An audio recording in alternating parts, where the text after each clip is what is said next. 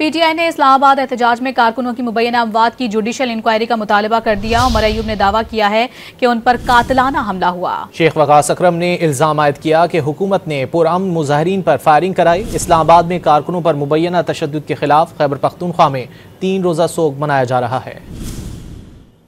कौमी असम्बली में कायदे हिज़्ब इख्तिलाफ उमर अयूब ने इस्लामाबाद एहतजाज में पीटीआई कारकुनों की मुबैना अमवात पर चीफ जस्टिस सुप्रीम कोर्ट से जुडिशल इंक्वायरी का मुतालबा कर दिया। इल्जाम आयद किया कि उन पर भी कातिलाना हमला हुआ।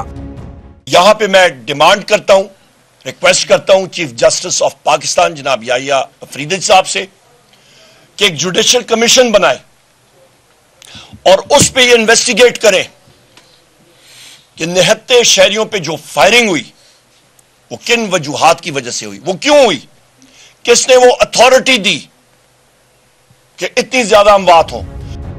पीटीआई के सेक्रेटरी इत्तलात शेख वकास अकरम ने दावा किया कि इस्लामाबाद एहतजाज में पीटीआई के 12 कारकुन शहीद हुए, कई कारकुन अब भी लापता हैं। इल्जाम आयद किया कि हुकूमत ने पुरअमन मुजाहिरीन पर सीधी फायरिंग करवाई।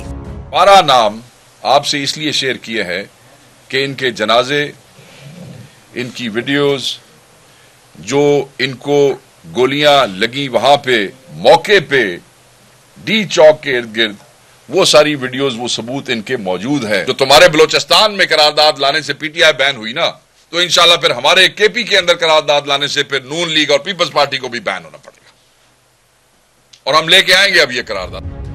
इस्लामाबाद में वर्कर्स पर तशद्दुद के खिलाफ खैबर पख्तूनख्वा हुकूमत की जानिब से सूबे में 3 रोज़ा सोग मनाया जा रहा है। सूबे में कौमी परचम सरनिगू है। पेशावर में खैबर पख्तूनख्वा असम्बली के सामने एहतजाज के दौरान जहाँ बहक कारकुनों की नमाज जनाजा भी अदा की गई।